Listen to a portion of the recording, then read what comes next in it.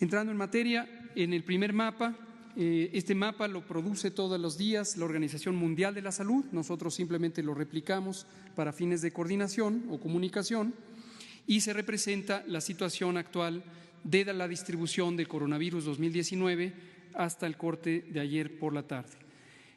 Se han acumulado más de 118,000 casos, 80,000 de ellos, casi 81,000, fueron registrados en China, 37,000 fuera de China y han fallecido, muy desafortunadamente, 4,292 personas. Esta situación, como conocen ustedes y conoce el pueblo, cambia cada día de acuerdo a la evolución o el avance de la epidemia, y lo que vamos a ver es que distintos países tienen ya al menos un caso. Hasta el momento se han registrado 105 países, gruesamente la mitad del mundo, que tienen al menos un caso, y en 10 países existe transmisión comunitaria activa. Esta transmisión comunitaria la explicaré en un minuto, la hemos comentado todos los días. Se trata de un fenómeno en donde ya no solamente hay casos importados, sino que en el propio país hay distribución de contagios. No es el caso de México, como lo voy a explicar y lo hemos dicho todos los días. Lo que a continuación quiero señalar es 4 ejemplos de estos países, 4 de los 10 que tienen transmisión comunitaria, y representar 2 ideas fundamentales. Una, las acciones que están tomando de acuerdo a el estado que se encuentra la epidemia, que es de transmisión comunitaria sostenida, y lo segundo, el periodo que en general ha transcurrido entre la detección del primer caso y la entrada a este periodo de transmisión comunitaria. Esto es de especial interés para entender la situación en México y no empezar con conjeturas de que resulte sospechoso que estemos en una fase de importación. Verán ahorita las similitudes con el resto del mundo.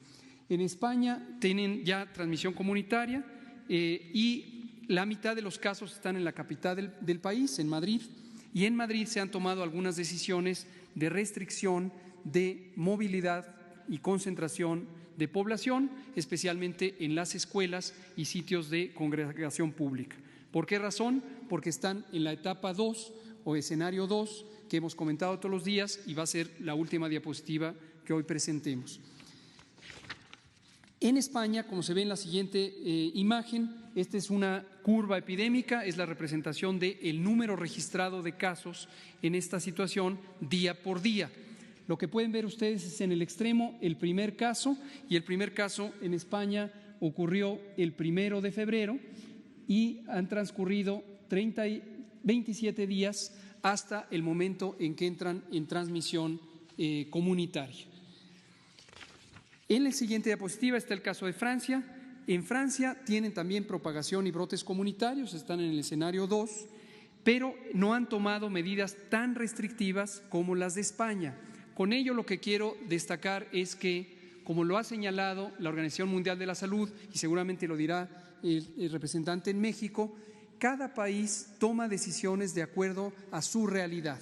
Esta realidad incluye qué tanta capacidad existe en la parte de salud pública para hacer las 3 medidas fundamentales de contención, que son la detección temprana de los casos y su diagnóstico, el aislamiento de los propios casos y el estudio de contactos. Además, por supuesto, de la comunicación pública, que algunos países decidimos tenerla de manera continua, todos los días, en algunos casos 2 veces al día, como precisamente ocurrirá hoy. Ese es el caso de Francia. La curva epidémica de Francia, que es esta representación de los números de casos por día, lo que nos muestra es que Francia empezó el 25 de enero con la detección de su primer caso y pasaron 31 días hasta que llegó al punto de transmisión. Lo que representan estas gráficas es, en la línea roja, los casos que se han acumulado, en la línea verde, los casos que se registran día por día y por eso tienen mayor variación, y en la línea amarilla o dorada, el porcentaje de muertes respecto a los casos identificados. En el siguiente ejemplo es Alemania. En Alemania tenemos también una situación en donde hay propagación comunitaria, pero mucho más focalizada en comparación a lo que ocurre en España, por ejemplo. Y esta transmisión comunitaria lo que les ha llevado es a medidas de restricción como evitar viajes que no sean esenciales y algunos cambios en la legislación laboral o en las regulaciones laborales que permitan facilitar que no existan concentraciones masivas en la medida en que en los trabajos se puedan optar por opciones a distancia. Un buen número de trabajos permite, por la naturaleza del trabajo, que no es manual, hacer el trabajo a distancia, y esto es una opción que siempre es posible considerar en la salud pública. En Alemania, como se ve en la curva epidémica, Alemania detectó su primer caso también el 1 de febrero y transcurrieron 28 días hasta el punto de inicio de la curva epidémica ascendente. La siguiente tenemos la situación de Estados Unidos. Aquí lo destacamos por los anuncios recientes que ocurrieron ayer por la noche en voz del presidente de ese país vecino. Destacamos, en Estados Unidos existe transmisión comunitaria. Como ya dijimos, transmisión comunitaria es que no solamente las personas que adquirieron el virus fuera son casos, sino también los contagios que inicialmente ocurren. Generalmente esto ocurre en pequeños brotes comunitarios y destacamos, y por eso está el mapa de Estados Unidos, que Estados Unidos es un país extraordinariamente extenso territorialmente, que tiene más de 300 mil millones de habitantes, perdón. Ya con la dimensión de China se confunde uno. 300 millones de habitantes, gruesamente 3 veces la población de México. Y vean ustedes cómo hasta el momento la epidemia está concentrada en 4 estados: Washington en el noroeste, Nueva York en el noreste, Oregón y California. Y esta transmisión comunitaria es importante considerarla también en proporción de la población. En su momento lo habíamos presentado para el caso de China. China, con esos 80,000 casos y una población de 1.300 millones de habitantes, el número de casos representaba el 0.001% de la población.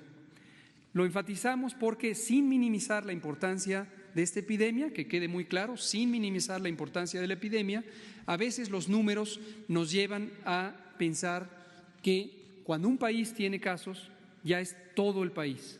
Y la realidad epidemiológica es que no. Y por eso el doctor Tedros Ghebreyesus, director general de la Organización Mundial de la Salud, ayer señalaba la importancia de no perder la oportunidad de seguir utilizando las medidas de contención en salud pública, la detección temprana de casos y su diagnóstico, el aislamiento y el estudio y contención de los contactos. Veamos la curva epidémica de Estados Unidos. Estados Unidos detectó su primer caso el 23 de febrero de este año, y pasaron 33 días hasta que llegó a esta fase de ascenso en el número de casos con transmisión comunitaria. Centrémonos ahora en México. México, con lo que hemos informado todos los días, hasta el momento ha tenido 12 casos. Ahí vean la inconsistencia, es un error de la gráfica o de la diapositiva. Arriba dice 11 casos, agregamos en este lado la cuenta porque ayer por la noche, justo mientras estábamos en la conferencia de prensa, el Estado de Nuevo León anunció el caso número 12. Estas desfases de información no deben preocuparnos. Hemos destacado que los gobiernos estatales son libres y soberanos, los gobernadores y las gobernadoras son autoridades sanitarias y, por supuesto, pueden tener la necesidad de informar tempranamente los casos conforme se detectan en los estados. No hay ningún problema porque nosotros hacemos un corte de información a mitad del día y entonces incluimos los casos que hasta el momento estén registrados. Puede ser que al día siguiente haya otros nuevos que están en estudio y se completa su estudio. De estos casos confirmados, quiero destacar que todos han sido casos leves, excepto uno que permaneció 24 horas en atención avanzada y después pasó a atención general y después de 4 días fue dado de alta en un hospital. Todos los demás han tenido una condición leve. Hoy todavía no está en la estadística, pero hoy nos informan que están estudiando un caso adicional nuevo, será el número 13, que está en cuidado especial porque es un hombre de 71 años que pudiera estar teniendo una enfermedad más avanzada. Lo digo porque hemos destacado que la distribución del comportamiento de esta enfermedad en la población es la siguiente. 8 de cada 10, 80%, van a tener una enfermedad leve o tan leve que no se den cuenta o que no nos demos cuenta y lo tengamos. Esto precisamente hace sentido de lo que declaró ayer la canciller alemana Angela Merkel cuando decía hasta 70% de la población alemana va a estar infectada. Sí, en todo el mundo lo más probable es que hasta el 70% de la población esté infectada. Pero es indispensable, es muy importante que la población, todos ustedes, distingan infección, que es que el virus entró al cuerpo, de enfermedad. Hay muchísimas situaciones de salud que tienen esa diferencia.